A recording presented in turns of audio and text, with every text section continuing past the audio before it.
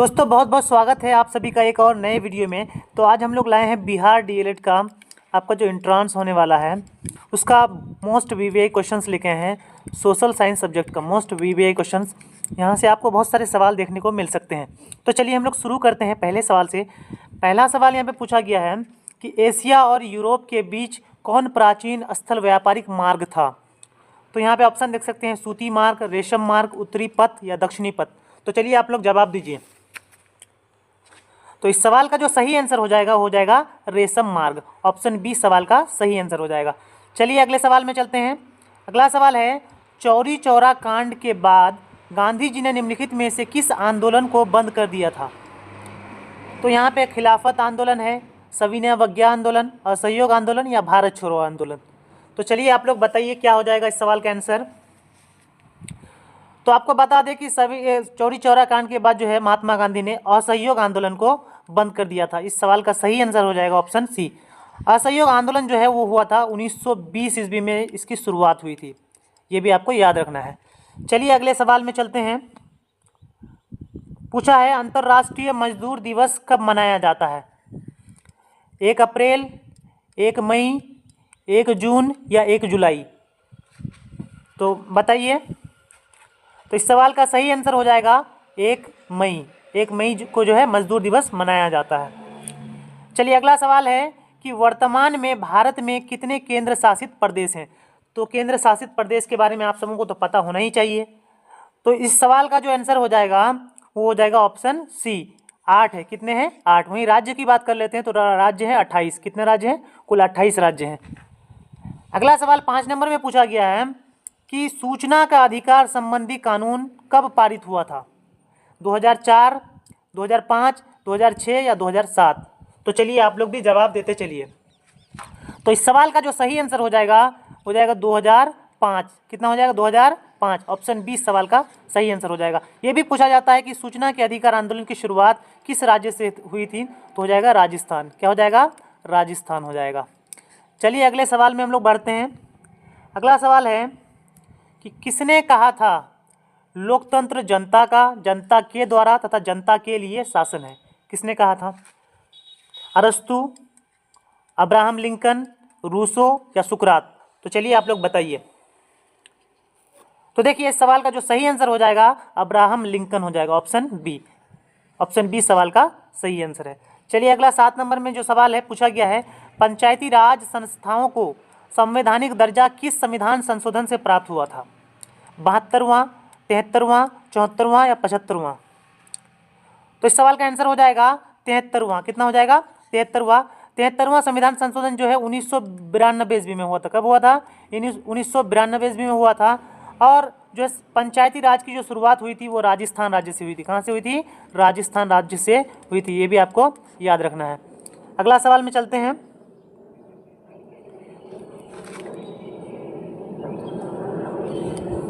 अगला सवाल है कि भारत में लोकतंत्र की सफलता में क्या बाधा है। भारत में लोकतंत्र की सफलता में क्या बाधा है? अशिक्षा, गरीबी, बेरोजगारी या इनमें सभी। तो देख सकते हैं आप लोग ये सारी जो है बाधाएं हैं। ये सारी जो है बाधाएं हैं। तो इस सवाल का सही आंसर हो जाएगा ऑप्शन डी, इनमें सभी। अगला सवाल है 9 नंबर में कि बिहार में रज्जू मार्ग कहाँ है। रज्जू मार्ग बिहार शरीफ, राजगीर, गया या बांका। तो इस सवाल का आंसर हो जाएगा राजगीर। क्या हो जाएगा? राजगीर में जो है रज्जू मार्ग है, राजगीर। अगला सवाल है कि सासाराम नगर का विकास कब हुआ था। तो यहाँ पे ऑप्शन में है मध्य युग में या प्राचीन युग में या आधुनिक युग में या इनमें से कोई नहीं। तो चलिए आप लोग बताइए। तो देखिए इस सवाल का जो सही आंसर हो जाएगा मध्य युग में हो जाएगा। किस में हो जाएगा? मध्य युग में जो है सासाराम नगर का विकास हुआ था। और सासाराम में जो है एक शेरशाह का मकबरा भी है सासाराम में। ठीक है, ये भी आपको याद रखना है। अगला सवाल है 11 नंबर में कि गोविंद सागर कृत्रिम जलाशय का संबंध है कहाँ से है। तो देखिए यहाँ पे ऑप्शन में है रिहंद बांध, हीराकुंड बांध, भाखड़ा नंगल बांध या नरोड़ा बांध। तो इसका सही आंसर हो जाएगा भाखड़ा नंगल बांध से है। किससे है? भाखड़ा नंगल बांध से जो है गोविंद सागर कृत्रिम जलाशय का जो है संबंध है। गोविंद सागर कृत्रिम जलाशय जो है वो सबसे बड़ा मानव निर्मित जलाशय है। सबसे बड़ा मानव निर्मित जलाशय है, ये भी आपको याद रखना है। 12वां नंबर क्वेश्चन में पूछा है सर्वाधिक भूस्खलन प्रवण राज्य है। भूस्खलन मतलब होता है जहाँ लैंड स्लाइडिंग होती है। तो आपको यहाँ पे क्लू बता दें कि लैंड स्लाइडिंग कहाँ होगा, जो पहाड़ी इलाके होंगे। तो इस सवाल का आप अगर ऑप्शन देखें तो पहाड़ी इलाका कौन सा हो जाएगा, ऑप्शन ए है उत्तराखंड। उत्तराखंड जो है सवाल का सही आंसर है। अगला 13 नंबर में कि बिहार का कौन सा भाग सर्वाधिक सूखा प्रवण है। उत्तरी बिहार, पूर्वी बिहार, दक्षिणी बिहार या इनमें से कोई नहीं, तो जवाब दीजिए। तो इस सवाल का आंसर क्या हो जाएगा, दक्षिणी बिहार हो जाएगा। ऑप्शन सी जो है सवाल का सही आंसर है। अगला सवाल जो है पूछा गया है 14 नंबर में कि 1871 में कौन सी संधि हुई थी। तो आपको बता दें कि 1871 में कौन सी हुई थी, फ्रैंकफर्ट की संधि हुई थी। कौन सी संधि हुई थी, फ्रैंकफर्ट की संधि। चलिए 15 नंबर सवाल में पूछा गया है कि 1830 की क्रांति के बाद फ्रांस में किस प्रकार का शासन स्थापित हुआ था। संघीय शासन व्यवस्था या संवैधानिक राजतंत्र या गणराज्य या अधिनायकवाद। तो देखिए इस सवाल का जो सही आंसर हो जाएगा ऑप्शन डी। क्या हो जाएगा, ऑप्शन डी हो जाएगा, अधिनायकवाद।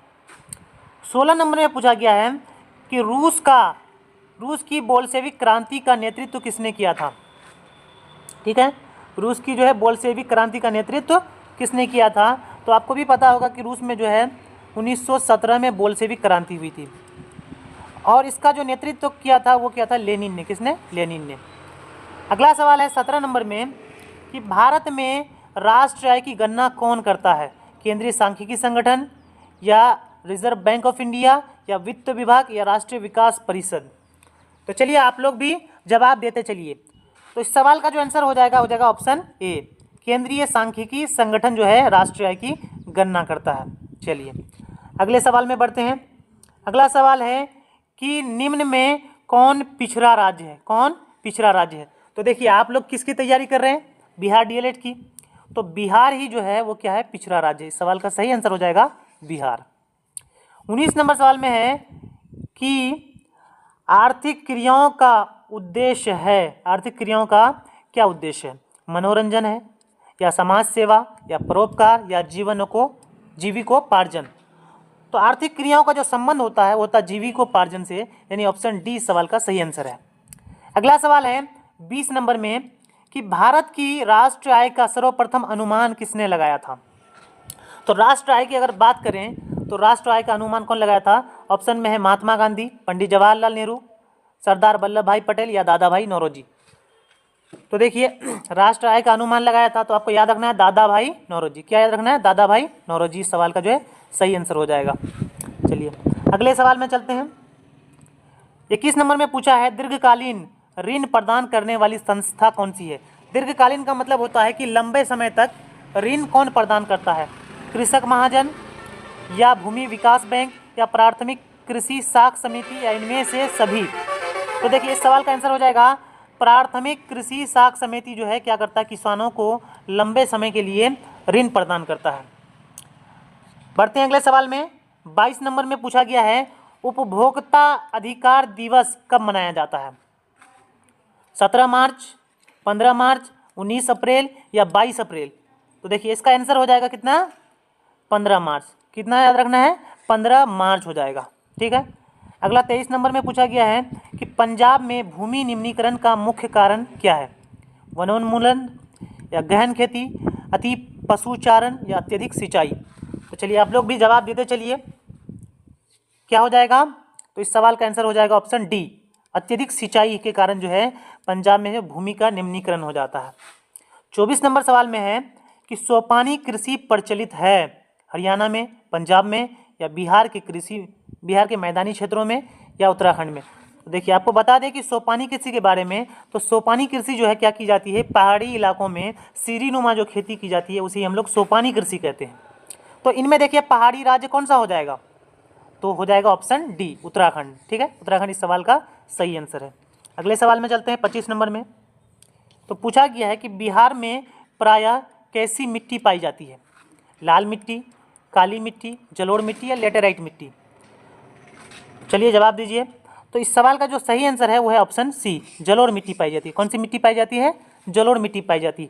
वहीं अगर काली मिट्टी के बारे में बात करें तो काली मिट्टी जो है वो महाराष्ट्र में पाई जाती है सबसे ज़्यादा। 26 नंबर सवाल है कि आयुर्वेद का जनक किन्हें कहा जाता है? पतंजलि, चरक, श्रुत, सुश्रुत या इनमें से कोई नहीं। तो चलिए इस सवाल का जो आंसर हो जाएगा ऑप्शन बी, चरक। ठीक है। 27 नंबर सवाल है कि बिहार में कितने प्रतिशत क्षेत्र में वन है? 15%, 20% या 18 या 7? तो देखिए अगर भारत की बात करें तो भारत के 24%, 24.6% क्षेत्र में भारत में वनों का विस्तार है। वहीं अगर बिहार की बात करें तो ये हो जाएगा 7%। ऑप्शन डी इस सवाल का सही आंसर है। अगला सवाल जो है 28 नंबर में, इसमें पूछा गया है निम्न में कौन लोह युक्त खनिज का उदाहरण है? लोह युक्त मतलब जिसमें लोहे की मात्रा पाई जाती हो। तो देखिए हम लोग ऑप्शन से देखते हैं। पहला है मैग्नेटाइट, अभ्रक। तो देखिए अभ्रक जो है, अभ्रक तो होगा नहीं।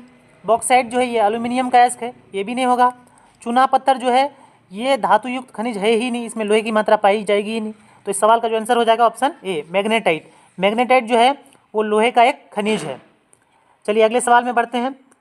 29 नंबर में पूछा गया है सबसे घटिया कोयला है एंथ्रासाइट, बिटुमिनस, लिग्नाइट या पीट। तो आपको बता दें कि कोयले का 4 प्रकार होता है। कितना प्रकार? 4 प्रकार, जो कि आप यहाँ पे देख रहे हैं। एक एंथ्रासाइट होता है, एक बिटुमिनस होता है, लिग्नाइट और पीट। तो सबसे बढ़िया जो कोयला होता है वो होता है एंथ्रासाइट। कौन सा? एंथ्रासाइट। और सबसे घटिया जो होता है वो पीट होता है। तो इस सवाल का आंसर हो जाएगा ऑप्शन डी, पीट। अगला सवाल है 30 नंबर में कि निम्न में कौन रोपण फसल नहीं है? रोपण फसल वो होता है जिसे हम लोग रोपने का काम करते हैं। तो रोपण नहीं होगा कौन सा? पहला में बोला है रबड़, दूसरा में गन्ना। तो गन्ना को रोपा जाता है, ठीक है, ये तो होगा नहीं। धान जो है, धान को भी रोपा जाता है, ये भी नहीं होगा। चाय को भी रोपा जाता है, तो ये भी नहीं होगा। तो इस सवाल का आंसर क्या हो जाएगा? रबर हो जाएगा, रबड़। ठीक है। अगला सवाल है कि भारत की प्रमुख खाद्यान्न फसल कौन है? खाद्यान्न यानी कि भारत में सबसे ज़्यादा खाई जाने वाली फसल कौन सी है? तो देखिए पहला है गेहूँ, दूसरा है मकई, तीसरा है जौ या चौथा है धान। बताइए आप लोग क्या हो जाएगा इसका आंसर? तो इस सवाल का क्या आंसर हो जाएगा? हो जाएगा धान। क्या हो जाएगा? धान। चलिए अगला सवाल है 32 नंबर में कि बिहार में कितने प्रतिशत कृषि क्षेत्र हैं? 50% या 60% या 80 या 36.5? तो अगर कृषि क्षेत्र की बात करें तो बिहार में कितना पाया जाता है? आप लोग को भी पता होगा कि यहाँ पे जो है 60% पाया जाता है। कितना प्रतिशत? 60%। चलिए अगले सवाल में बढ़ते हैं। 33 नंबर सवाल यह है कि निम्नलिखित में कौन संचार सेवाओं का अंग है? संचार सेवाएं हम लोग क्या किसे कहते हैं? जिससे हम लोग है कम्युनिकेशन करते हैं, जिससे संचार का जो माध्यम होता है उसे हम लोग संचार सेवाएं कहते हैं। तो इसका पहला ऑप्शन है समाचार पत्र या टेलीफोन या टेलीविज़न या इनमें सभी। तो देखिए ये सारी ही चीज़ें क्या है? संचार सेवाएं हैं। तो इनमें सभी हो जाएगा इस सवाल का आंसर। अगला सवाल है कि मानवीय पूंजी निर्माण का मुख्य घटक क्या है? मानवीय पूंजी का घटक का मतलब होता है मानवीय पूंजी किन किन चीज़ों से हम बना सकते हैं। तो पहला है स्वास्थ्य सेवाएं, आवास, शिक्षा एवं प्रशिक्षण, इनमें सभी। तो देखिए मानव सेवा का पूंजी निर्माण का जो घटक हो जाएगा इनमें सभी हो जाएगा। इन सभी से जो है पूंजी का निर्माण होता है। 35 नंबर सवाल में पूछा है वैश्वीकरण का क्या अर्थ है? आयात पर नियंत्रण, निर्यात पर नियंत्रण या विश्व अर्थव्यवस्था से समन्वय या इनमें से कोई नहीं। तो चलिए आप लोग भी बताइए। तो इस सवाल का आंसर हो जाएगा ऑप्शन सी, विश्व अर्थव्यवस्था से समन्वय। अगले सवाल में बढ़ते हैं। सवाल है 36 नंबर में अर्थव्यवस्था के किस क्षेत्र से हरित क्रांति संबंधित है? तो आपको बता दें कि हरित क्रांति किससे संबंधित है? कृषि से संबंधित है। किससे संबंधित है? कृषि से। और कृषि किस क्षेत्र में आता है? तो प्राथमिक क्षेत्र में आता है। यानी ऑप्शन ए सवाल का आंसर हो जाएगा। और वहीं बात करें द्वितीय क्षेत्र की, तो द्वितीय क्षेत्र में जो है वो क्या आता है? उद्योग आता है। और तृतीय जो क्षेत्र है इसमें क्या आता है? सेवा क्षेत्र आता है। 37 नंबर सवाल है कि निम्नलिखित में कौन सा संस्थान भारत में मुद्रा जारी करने के लिए अधिकृत है? मुद्रा जारी करने का काम है किसका? रिजर्व बैंक ऑफ इंडिया या स्टेट बैंक ऑफ इंडिया या संसद का या राष्ट्रपति का? तो देखिए संस्था है, तो आपको भी पता होगा कि आरबीआई जो है वो बैंकों का बैंक कहलाता है। तो इसी का काम है क्या करना? मुद्रा जारी करना। रिजर्व बैंक ऑफ इंडिया इसका आंसर हो जाएगा। अगला सवाल में बढ़ते हैं। सवाल है बिहार राज्य है उद्योग प्रधान या पशुपालन प्रधान या खनिज प्रधान या कृषि प्रधान? तो देखिए आप लोग बिहार से ही हैं, और सबको पता होगा कि बिहार में सबसे ज़्यादा क्या होती है, खेती बाड़ी होती है। तो बिहार जो है क्या है, कृषि प्रधान राज्य है। कैसा राज्य है, कृषि प्रधान। 39 नंबर सवाल में पूछा है कि निम्न में कौन हमारे रहन सहन के स्तर को प्रभावित करता है। पहला ऑप्शन है राजकीय आय, दूसरा है राष्ट्रीय आय, तीसरा है प्रति व्यक्ति आय और इनमें से कोई नहीं। तो देखिए प्रति व्यक्ति आय यानी ऑप्शन सी जो है इस सवाल का आंसर हो जाएगा। प्रति व्यक्ति आय से हमें क्या करता है, हमें फर्क पड़ता है, हमारे जो है जीवन को प्रभावित होता है इससे। तो प्रति व्यक्ति आय इस सवाल का सही आंसर हो जाएगा। अगले सवाल में चलते हैं 40 नंबर में। तो 40 नंबर में है बिहार में कितने जिले हैं। तो ये तो बहुत लोगों को पता ही होगा कि बिहार में कितने जिले हैं। तो इस सवाल का जो सही आंसर हो जाएगा ऑप्शन डी 38। कितने जिले हैं, 38 जिले हैं। 41 नंबर सवाल में है कि संपूर्ण क्रांति का नेतृत्व किसने किया था। इंदिरा गांधी या महात्मा गांधी या जवाहरलाल नेहरू या जयप्रकाश नारायण। तो देखिए संपूर्ण क्रांति जो है 1974 में हुआ था। कब हुआ था, 1974 में हुआ था और जयप्रकाश नारायण के नेतृत्व में हुआ था। जयप्रकाश नारायण, इसे हम लोग लोकनायक भी कहते हैं। ठीक है। अगला सवाल है 42 नंबर में कि बांग्लादेश कब स्वतंत्र हुआ था। तो बात कर लेते हैं बांग्लादेश के बारे में। तो यहाँ 1969 या 1970, 1971 या 1972। तो आप लोग बताइए क्या हो जाएगा इसका आंसर। तो देखिए इसका आंसर हो जाएगा ऑप्शन सी। कितना, ऑप्शन सी 1971। अगला है 43 नंबर में भारत में किस राज्य में सर्वप्रथम पंचायती राज की शुरुआत हुई थी। जैसा कि मैंने आपको पहले ही बताया कि पंचायती राज जो है वो कब आया था, 1992 में आया था 73वां संविधान संशोधन के माध्यम से। ठीक है।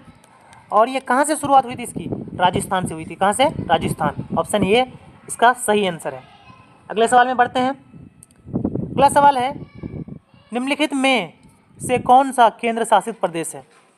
उत्तराखंड, छत्तीसगढ़, चंडीगढ़ या केरल। तो देखिए इसमें कौन हो जाएगा, चंडीगढ़।